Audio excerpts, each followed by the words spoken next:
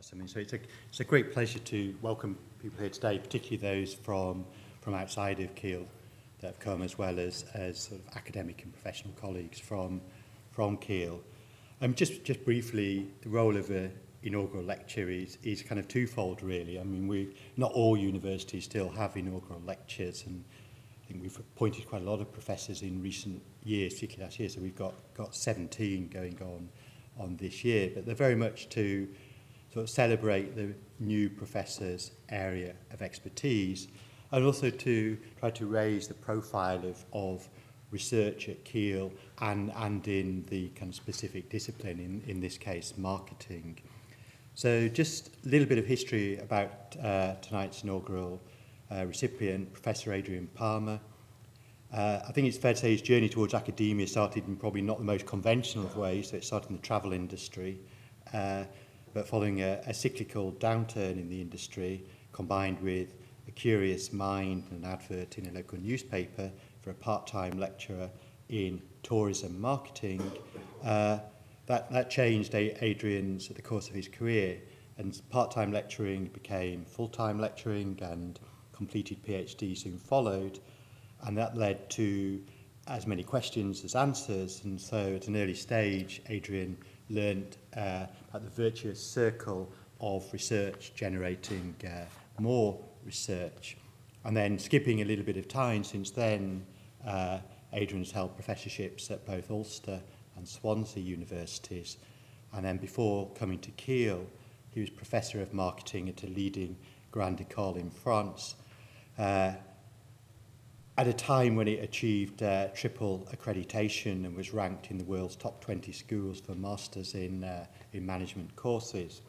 Adrian's delivered many lectures worldwide, a whole range of countries, and his book on services marketing is now in its 7th edition, has been translated and published in China, in South America and Saudi Arabia, been adapted for the American market, and is also popular in a bootleg version in India. Adrian takes particular pride in disseminating knowledge through his books, and also combines that with publishing in many of the leading academic journals in marketing, and is associate editor of the Journal of Marketing Management. His research itself focuses on buyer behaviour within the service sector industries, and in particular the importance to companies of developing customer loyalty and ongoing relationships. And as well as developing theory, he has also sought to make the outcomes of his research relevant to business practice, to have a genuine impact with his research. Specific ongoing streams of research, many of which involve doctoral students and international collaborations, are around the effects of engagement in service consumption, on customer satisfaction and loyalty, on implicit and explicit attitudes and their differential effects on behaviour, and then finally the link between anticipation of service consumption and subsequent satisfaction. Despite this great breadth of experience of marketing and observation of differences in marketing practices throughout the world, Professor Palmer claims to be uncertain about the nature of marketing now, or more uncertain about the nature of marketing now than when his career first began. So in tonight's lecture, he will explore some of the ambiguities and dilemmas in marketing as it adapts to what is clearly a rapidly changing world. So can I therefore informally welcome Adrian Palmer, Professor in Marketing, and invite him to present his inaugural lecture, From Marx to Marketing.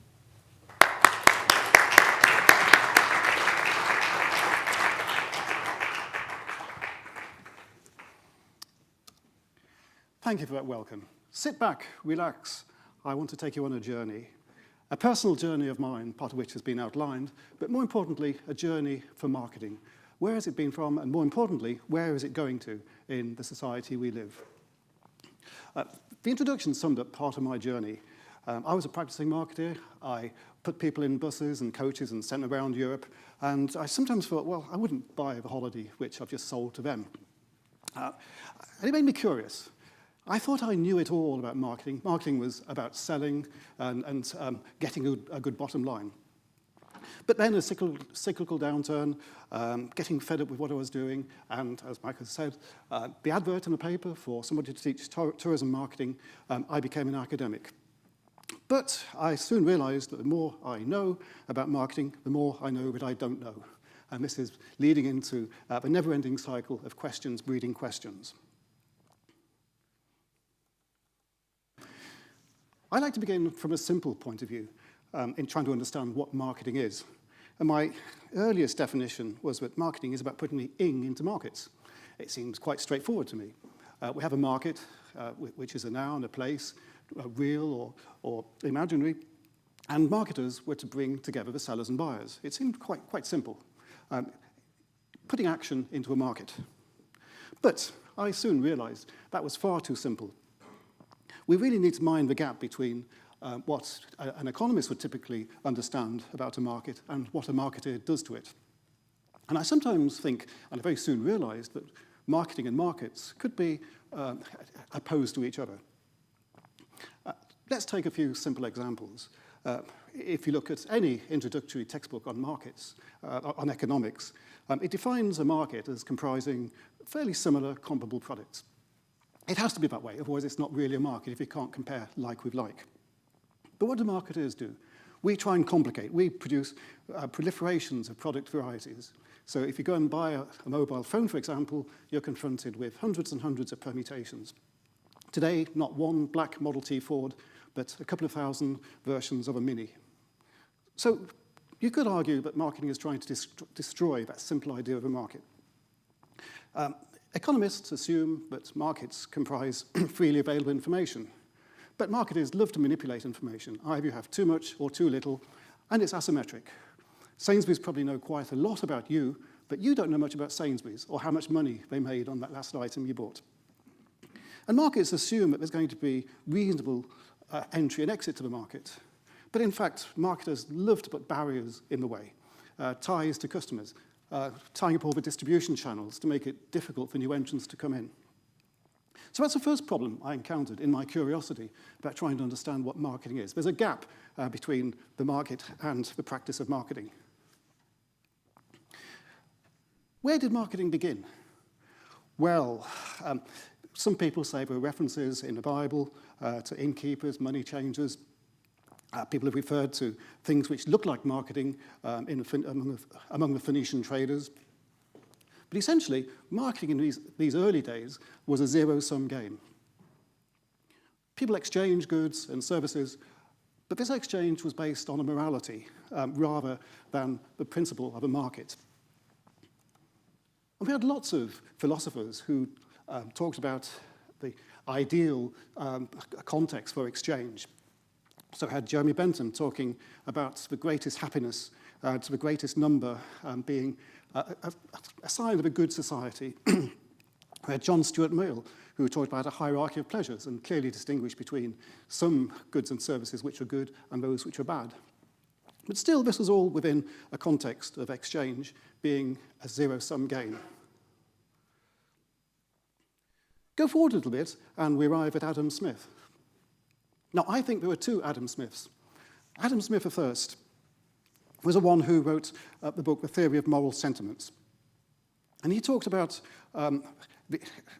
how individuals come to sympathize with others, which leads to individuals developing habits, and out of which becomes a collective sense of conscience. It's a way of ordering society, thinking about others and setting a moral code for governance. However, the later work of Adam Smith, and the work for which he is best remembered, is The Wealth of Nations. And this really was quite opposed, in my view, to the early work in the theory of moral sentiment. He really focused on the role of self-interest, and he talks about this invisible hand. So markets work by individuals being self-interested and motivated to provide the goods which a customer somewhere wants.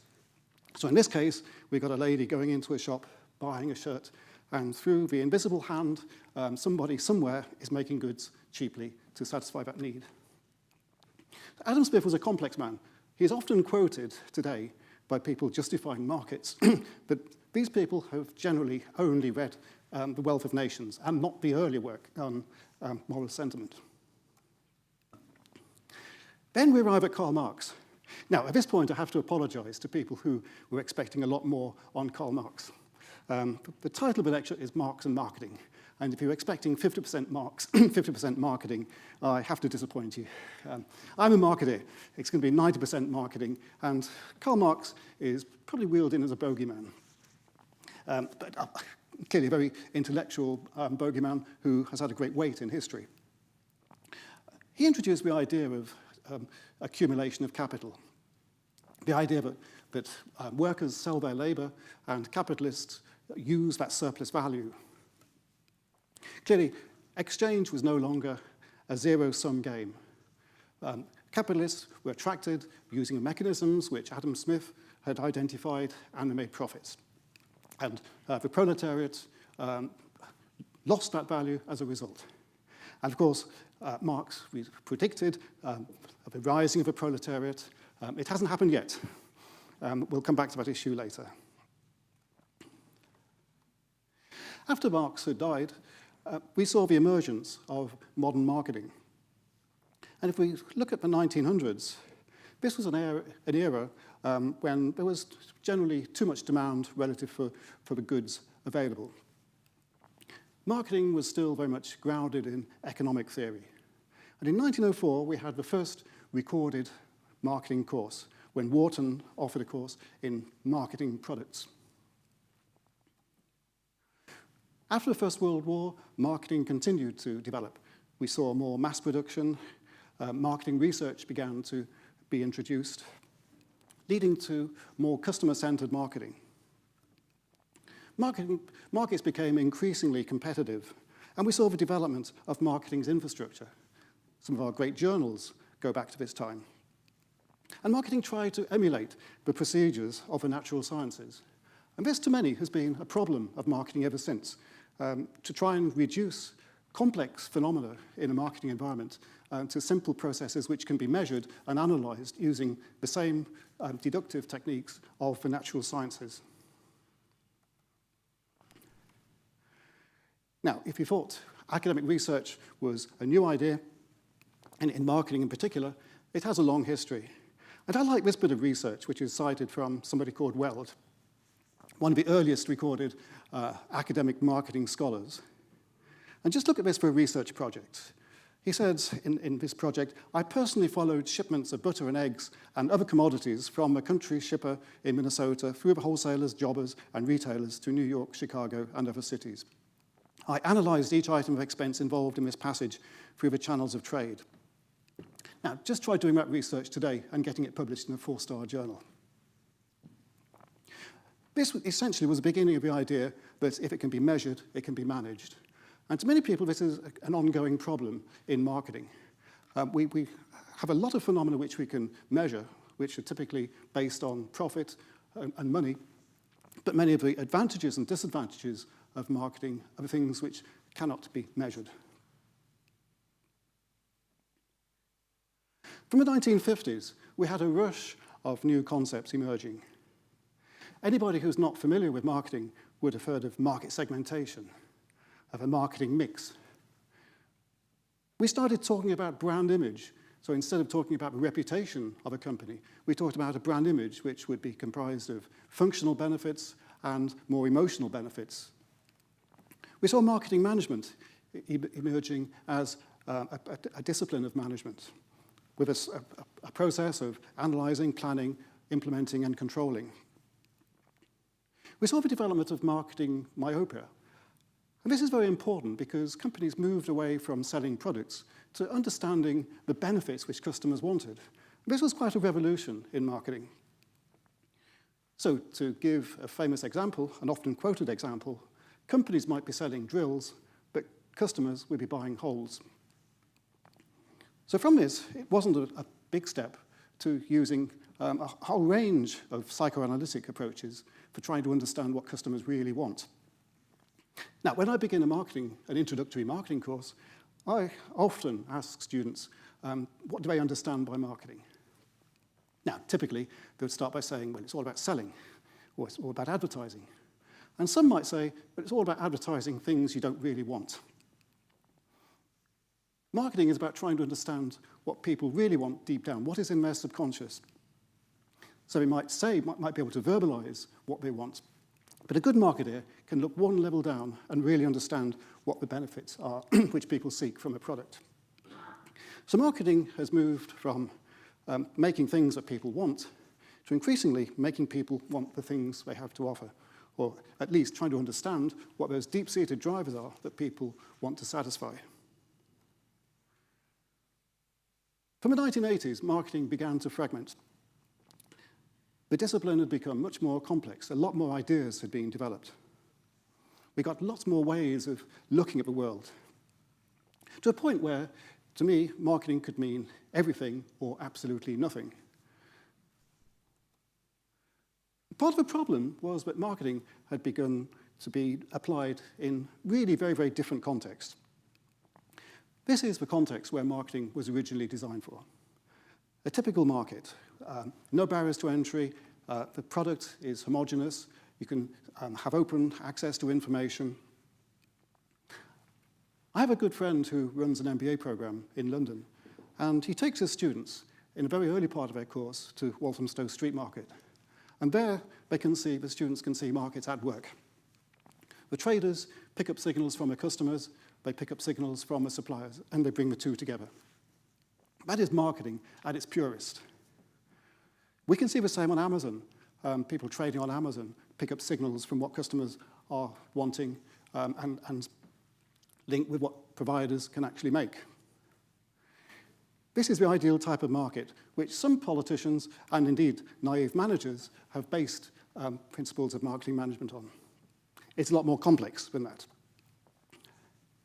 First of all, marketing has been applied to situations where we don't really have a market at all. I would argue that marketers really like to create monopolies. Some are extreme, like cement markets, for example, are notoriously monopolistic. The Nigerian cement monopoly has lasted for many years because you can't easily move cement around. It's easier for companies to do deals between themselves about restricting markets than to fight competitively. Even in our world of consumer products in Western societies, companies like to try and create monopoly power for their products so that an Apple iPhone becomes quite different to a Samsung phone. It has a degree of monopoly power. And indeed, brands are the basis of trying to create a partial monopoly power. Of course, an Apple phone will never be a complete monopoly. There will always be a competitor. To come back to Marx, he commented that capitalists don't like to take risks, but to avoid them. Then we get markets for public goods and services. And this is something which I do have severe doubts about when I see a marketing manager for a fire brigade or a police force. Before the Industrial Revolution, there used to be a market in fire brigades. If you go around London, you see plaques on buildings where people would have paid for the services of a fire company. And if their building was on fire or threatened by fire, the fire company would come and put the fire out. Today, we take for granted that fire brigade services would be provided as a public service. We wouldn't want to see a situation where if our house was on fire, we go down the yellow pages and decide, should we go for fires or us, or shall we go for a direct line fire service? Then we get the police as well. The police employ a large number of marketing officers. What do they do? There are some peripheral activities which may be market-orientated, like controlling crowds, for example, at football grounds. But very little of their work can be called truly marketing-orientated. Indeed, if you try to pay the police for providing services, you might be accused of corruption. And indeed, a little while ago, some police forces experimented with sponsorship of services, which led to the claim that companies who are sponsoring a police force may be expecting benefits. Then we get a whole raft of publicly regulated private suppliers. Water companies are a very good example here. Companies such as Thames Water, for example, must supply a homogeneous product. Wouldn't it be nice if you could have fizzy water coming out of one tap or orange-flavoured water coming out of another? They can't control their prices. They can't select or deselect their customers, yet they still employ a lot of marketing managers. Some of it, admittedly, may be for activities which are market-based, like selling insurance policies or supplying business customers, but they still talk the language of marketing, but without a market. Then marketing is very complex. In many cases, a company which is a competitor may also be a collaborator. Airlines are a very good example where a company, an airline may be competing with other airlines, but at the same time sharing resources with that same airline, whether it's through an alliance, such as the Star Alliance, or through engineering services. Another example which I have experience of is the bus industry, where I worked in a sector where on one day you were expected to talk to your competitors to make sure that the red bus didn't run straight behind the blue bus and that the public benefited from a coordinated service. You wouldn't get a license if you didn't. But then the government, which had read the first chapter of an economics book, introduced marketization, privatization, deregulation, and from that point, you could be put in prison for talking to the competitor because that was deemed to be collusion and against the principles of the market. Then we get situations where marketing may even be bad. There's been a lot of research on the blood donation sector. There's a very often quoted case study from America in which donors were paid to donate blood. What the study found was this crowded out people's sense of civic duty. Blood just became another commodity. And another example which I like to quote is a kindergarten in Austria, which was fed up of parents turning up late to collect their kids. So it introduced a charge, 10 euros if you're half an hour late. And they thought this would shame parents to turn up on time and be a visible form of punishment. No, the opposite happened. Parents thought, 10 euros, oh, that's good. That justifies me being late. So, indeed, they'd gone from a moral-based system of governance to a market-based. I'm paying my money, so that justifies my bad behavior. So in many situations today, we have the introduction of marketing principles where really a moral governance might be a better way of managing our behavior. This is a situation we face frequently in higher education, where we have to compete against, have competing ideas of what does the market want as against what does society need. So marketing must understand its context. The idea of one size fitting all context is not sustainable. Some managers and politicians have not got beyond the first chapter of a marketing text. We talk about marketing as though it is of universal appeal, whereas clearly it has no relevance in some context. So where does marketing go from here? We really need to distinguish really new ideas of thinking from simply new terminology. Unfortunately, marketing is full of big ideas. And I often have a conversation with a new potential PhD student. They'd start the conversation by saying, there is this new idea. I want to do a PhD on it. Then I have to say, well, actually, big ideas come and go. And the average time to complete a PhD is about 6 years. But the average time for a big idea is about 5 years. So by the time they finish their PhD, the idea would have finished and we would have gone on to something else. You might have played this game, buzzword bingo. There was actually another version of it. It's 8 letters, beginning with B, ending in T, and there's an SH towards the end. These are new terms. I've sat through endless meeting where these vacuous words are brought out as new ways of understanding marketing, but you realize they're not. They're just old ideas dressed up with new language. So in marketing, we need to identify whether an idea is really changing the paradigms, changing the way we look at the world. And indeed, can the marketing discipline face up to the really big challenges facing it, rather than just rearranging the deck chairs with new terminology? Marketing, as I've suggested, has growing pains. And some say that from the 1990s, marketing experienced a midlife crisis. It has an insecurity, trying to justify itself academically and intellectually. And some have even suggested that the marketing function is dead. It is an obstruction between creating value, between the morality of society, and ways of governing relationships between individuals and companies. There's been a reported big gap between what marketing theory says marketing managers should be doing and what they actually do. And critics have distinguished between marketing as a diagnostic toolkit to understand customers better, and also as an ideological framework to legitimize organizational change. Very often, managers have been, or politicians have been accused of saying, we must do this because the market says so.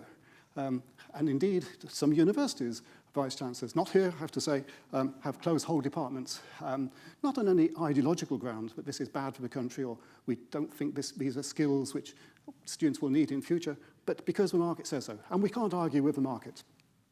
So marketing has often been used as a bogeyman for legitimizing change. So what are these big issues, these big challenges to the legitimacy of markets and marketing?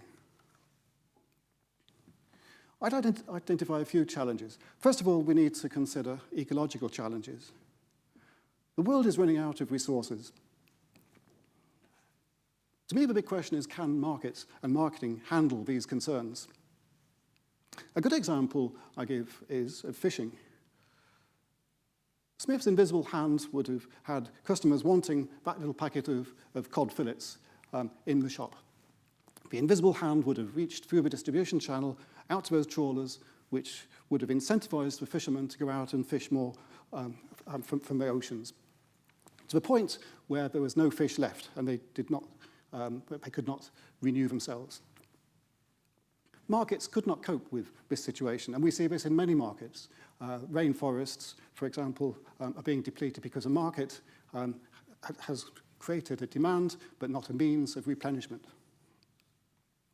So some would dismiss markets and say they are bad. They haven't addressed this issue. Others would be more optimistic and say, but actually, markets offer a solution. The invisible hand would recognize these forthcoming problems and shortages, and it would send messages to companies to innovate. And indeed, this university is active in innovating for products which will satisfy our needs for the day when we run out of energy. Electric vehicles, solar panels, for example. So markets could be a solution, not just a problem. Then we've got a whole range of ethical issues which are posed by marketing. And some would argue that the principles of marketing are really quite inconsistent with ethical behavior. The invisible hand of Adam Smith encourages the rich to get richer and the poor to get relatively poor. And in this process, vulnerable people may be exploited, whether as workers or as consumers. Now, it's an interesting debate whether marketing is a cause of or a response to a more individualistic society. As our relationships become more marketing-orientated, we may be losing out that moral governance and losing that sense of social capital. And don't ask me to define what social capital is. It's one of those buzzword terms which I'm never really sure what it means.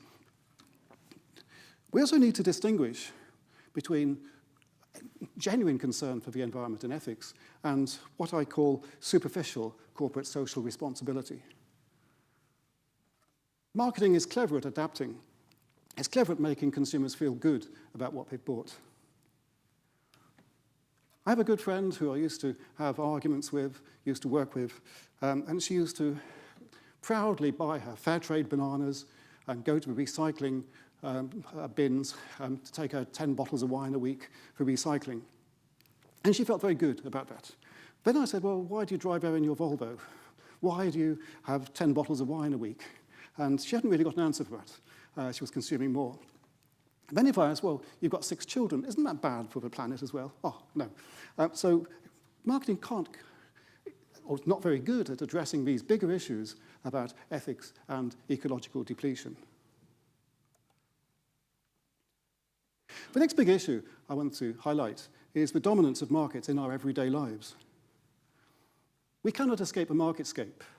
Even if you go from here into town by bus, you will get adverts on the bus, and even a choice of buses to take. You will go by lots of billboards. You will be presented with lots of choice in shops. Increasingly, our identity is defined by consumption. Years ago, we might have been defined by the family we come from, but families have become less extended. We might have been defined by the religion we belong to, but that is less important in our lives now. We might have been defined by where we work, but big employers have become less important. So increasingly, we define ourselves by what we consume. And how many people have felt like that man on the treadmill? We work more to consume more because of the pressures of society. And anybody who tries to do what Felicity Kendall did in The Good Life, if anybody remembers, it's really quite a challenge. We belong to a market environment in which it's difficult to get off. One consequence of this is the issue of market exclusion. And we can have two kinds of exclusion. First of all, voluntary exclusion. It's very difficult to voluntarily leave a market to do what they did in The Good Life. But more seriously is the issue of involuntary exclusion. Markets are great if you can play in them. I can speak as somebody who, the university pays me a little bit more than the average salary, so I can afford to take part in the market. And I can afford to buy cheap things made by cheap labor in faraway places. For me, it's good. But a lot of people can't. And this is a major social issue. And here's a newspaper headline talking about the scandal of people surviving on food handouts. People who can't afford to buy food, and other people who are excluded from the market. Marketing is here. Will it stay? I will argue that it will, but what could possibly topple it? Every now and again, we hear stories of subcultures who abandon the idea of consumption. They lead an alternative lifestyle based on simplicity. People like those in The Good Life who take great value from not consuming. Will these ever become mainstream? Or will they always remain very small peripheral groups? In 2008, when the world was in shock after a financial crisis, and when it looked like we were going to run out of oil, with oil and raw materials rising to very high prices, it became cool to be seen to be frugal. And marketers started to use a new term to put on that bingo card, ostentatious utilitarianism, which essentially meant it was quite cool to show off that you were saving money. It was good to go to a dinner party with a little bag and to say that you saved money and you recycled. It didn't last, because as soon as the recession was over, the financial crisis seemed to be fixed, we were back to our old habits. And yet again, a small group of anti-consumer people didn't become mainstream. It may be that we need a shock to our system to change our habits. And in many situations of shock, for example, during war, and people develop new systems of governance, the market becomes less important. People talk about the Dunkirk spirit, where people act together rather than using the market to solve our problems. So, return to Marx again. This is a 10% which is on Marx, and we'll try and understand whether he was right. Somebody before asked me, was Marx right? Well, probably not, but to me, Marx's analysis is always going to come true sometime in the future. We're living in very unusual times. Brexit, Trump, Corbyn, the election coming up in the Netherlands and France. What do these mean? I'm not a political analyst, and I'm reluctant to put all of these together under one heading. But to me, there is one common theme. These movements all represent people who are dispossessed by the existence of markets. People who have lost out in globalization. People who might have worked in manufacturing in the local factories, but seen imports coming in from China. People who worked in the service industries locally and find that if a builder or a carpenter, for example, they find somebody from Eastern Europe coming to work for half a price and to work twice as hard. So it's quite natural that many people would reject the whole principles of marketing. Markets are good, but as long as they don't harm my interests. So could this be the end? Could this be the uprising which Marx talked about? Marx had earlier carried out an analysis which said that if the rich got all the money, and the poor had got no money, then the system would end because the poor would have no money to buy things from the rich. Maybe today, if the same could be true. Maybe there is a saturation point at which people who can engage in the market can't buy any more stuff. We all have too much stuff. But are we simply too wedded to consumption? What is going to be the mechanism, if any, which would topple a market-based system? For me, marketing will reinvent itself. The current, what you might call, difficulties in Britain and America and elsewhere might be part of this process of political realignment. Marketing will reinvent itself within a social and political environment. Already we've seen in Britain the government moderating some of the high market principles of George Osborne. So the way that Theresa May is handling issues of markets and equity and access to markets is quite different. So to me, this is marketing and capitalism reinventing itself. It's not the British way to run out on the streets and hold things up. Marketing will also adapt to the cultural context. Marketing means different things in different countries. I spent a few years teaching in France, and I clearly remember a student in an MBA class, a senior manager from Orange, the telephone company Orange, saying to me quite simply, "Oh, we do marketing quite differently compared to you Anglo-Saxons. It's quite different here." And for a time I didn't realize what he meant. But really, he was talking about a completely different social and political infrastructure in which marketing operates.